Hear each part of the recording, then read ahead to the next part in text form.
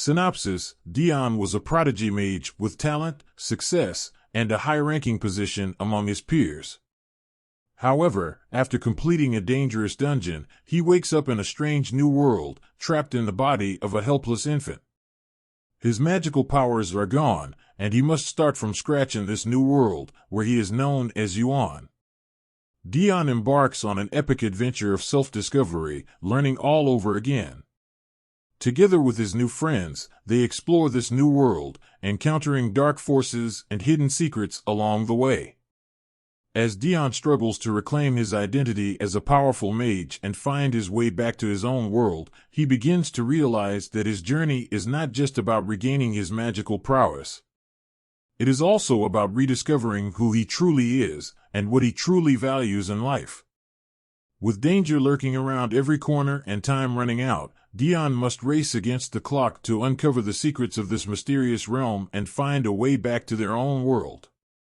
Will he succeed in breaking free from this mystical realm, or will he be forever trapped in this strange new world?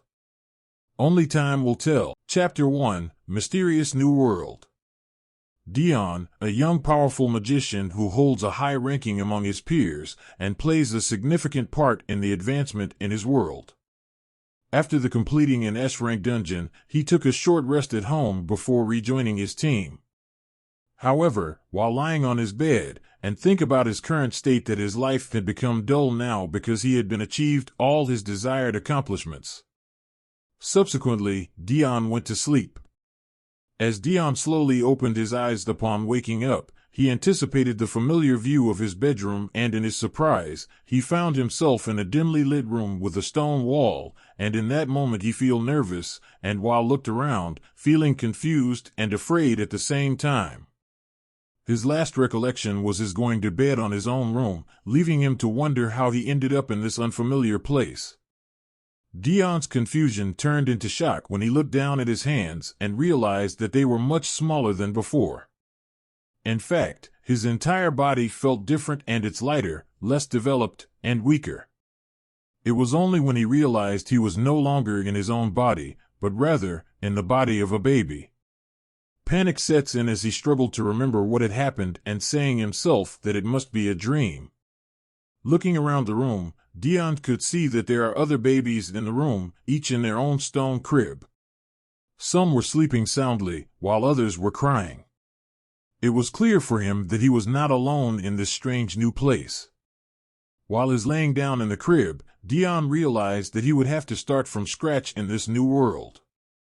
That he would have to learn walk, talk, and even use magic all over again if it's possible. But he was determined to figure out how he had ended up in this situation and find a way back and return to his home world no matter what. With a deep breath, Dion closed his eyes and fell off to sleep, knowing that there will be a new journey ahead that would be long and difficult, but he was ready for the challenge. 2 weeks has been passed since Dion found himself in the body of a baby in this strange new world. In that time, he had slowly started to adapt to his new surroundings. It was clear now to Dion that he was in some kind of orphanage. The caretaker was kind and attentive, but they had no idea that he was a prodigy magician from another world trapped in a baby's body. Dion trying to use magic and realized that he didn't possess any magical abilities in his new body, or maybe due to his body still in infant state. Before anything else, Dion needed to determine how to communicate with Anna, the caretaker who looked after him and the other babies. Though he knew he had a lot of work ahead of him, he remained resolute in making the most of this fresh start and discovering the reason behind his transportation to this new world. 1 year has passed, and while Anna is sleeping, every night Dion crawled towards the shelves to learn new things in this world, and he could feel the weight of the heavy book in his hands as he carefully flipped through its pages. The language was the same in his previous world, which made it easier for him to understand and learn more about this new world, and discovers that magic is not existing in this world, and as per the book explains, that ki is the term used to describe the energy or life force that permeates through all living things. It is a highly coveted skill, as those who possess the ability to manipulate it can create special abilities that are unique to them. However, mastering ki requires intense training and discipline. To use ki, one must first learn to control their aura, which is the outward manifestation of their life force. This involves practicing meditation and concentration exercises to manipulate the aura and mold it into a specific shape. Once a person has control over their aura, they can then utilize it to create their own ki abilities. There are 6 primary types of ki, each with its own distinct characteristics and abilities: enhancement, emitter, mind weaver, elemental weaver, materializer, and specialist.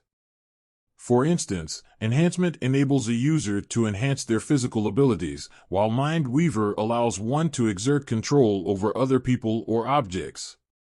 However, to use ki effectively, one must also be proficient in a set of advanced techniques that allow for more precise aura control, as well as the creation of more powerful and complex abilities. It means that in this world ki is the main important to enhance, but the principle is too complicated. Due to it is a system of 6 basic principles that define the way in which aura can be used. 1. Resist. This principle involves learning to control and maintain one's aura around their body to form a protective barrier. 2. Evasion. This principle involves the ability to completely suppress one's aura, making it difficult to detect by others. 3. Boost. This principle involves the ability to increase the amount of aura one is producing, which can be used to increase the power of attacks. 4. Evo. This principle involves developing a unique ability that reflects the user's personality, skills, and preferences. 5. Hide. This principle involves the ability to hide one's aura and blend in with the environment, making it difficult for others to detect them. 6. Con. This principle involves the ability to spread one's aura over a wider area, which can be used to detect the presence of others and control the surrounding environment.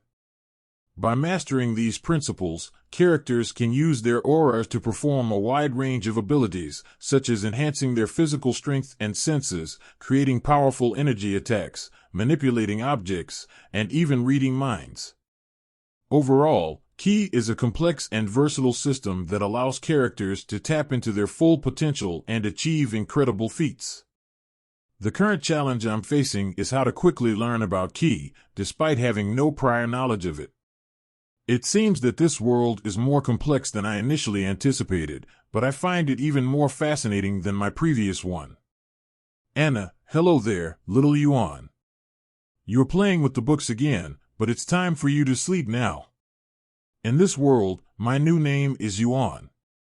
Typically, people don't have a last name if they are a commoner, only a first name. The privilege to have a last name is only given to the nobles. It has been 2 years since then, and I am now 3 years old. Father Hernando, the priest at the orphanage, has begun teaching me how to swing and use a sword, although I'm only able to practice with a bench stick for now. His well-built physique could easily deceive one into mistaking him for a mercenary instead of a priest. At last, I am alone, and I can finally test the fruits of my 2 years of hard work in releasing and controlling my ki. I must concentrate the ki in the center of my body and release it to every pore of my skin. This is the final step in completing the process. Almost there, and after that my surroundings turn white. It's like an X-ray vision that I can see through everything within an estimation of 20 yards. I can sense everything, even the breathing pattern and blood circulation of Anna in the next room. I can feel it. The sensation is very sensitive within that range, and instantly I lost control of my ki. I didn't know how to shut it down, and I can't move, and I heard a voice shouting to hold your breath. It's Father Hernando rushing toward me. He used an unknown skill to suppress my aura. After that, Father Hernando asked me where did I learn to use aura. It's so dangerous to use if you didn't know to control your aura. Even the average adult cannot use it more than 60 seconds due to its ki consumption, and he added it will consume you life force instead your ki if don't know how to use it properly. I explained to him that I had only learned about ki manipulation from reading a book and decided to try it out. He responded with enthusiasm and told me that we would begin my basic training in ki manipulation the next day, urging me to get some rest. The next morning, he taught me that while everyone has ki in their body, only 1 in 1,000 people can manipulate it properly. He also explained that those who can manipulate ki are divided into 2 groups, rankers, who are monitored by the guild association to ensure they use their powers responsibly, and rebels, who use their skills for illegal activities such as murder. Father said what is written in the book is almost true, but it's only the cover of the book you are seeing. Yesterday the one you used is Khan has the ability to see the skills or anything which has ki on it like weapon, environment and etc. and it's only best to one specific body parts only which is the eyes. What you've done yesterday is you equally distributed on your whole body and that's the reason you cannot move your body. But for others they can use it because they already master their EVO and they are under the special category type. And add it, forget what I said, let's focus first in your aura. Manipulation. After refining my aura for 2 weeks, Father Hernando suggested that we assess which category of ki I belong, before proceeding to the second phase of my training. He said place your hand in the crystal and focus your mind and energy on the crystal ball, and while it's glowing, he put the crystal in each 6 glasses of water. And to briefly explain the 6 category type.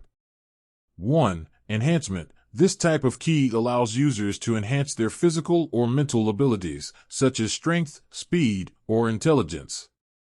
2. Emitter. This type of ki allows users to emit or project their ki energy, such as creating blasts of energy or conjuring objects. 3. Mind Weaver. This type of ki allows users to manipulate or control people or objects, such as controlling someone's movements or manipulating objects in the environment. 4. Elemental Weaver. This type of ki allows users to change the properties of their ki energy, such as turning it into fire, electricity, or other substances.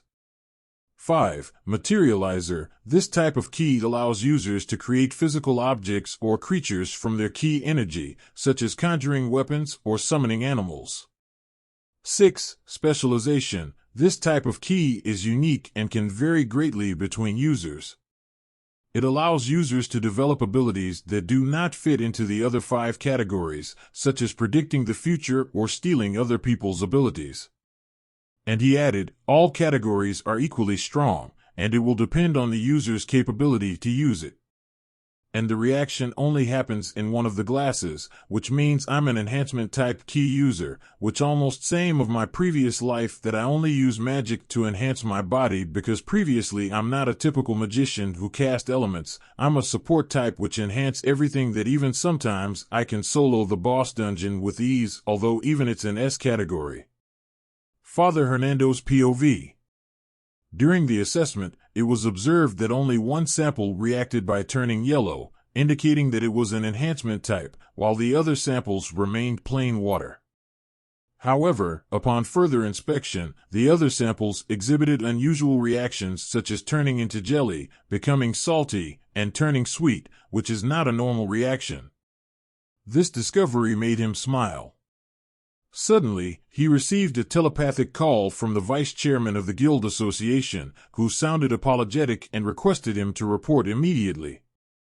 This is the end of Chapter 1. Thank you for watching. Please do like and share and subscribe.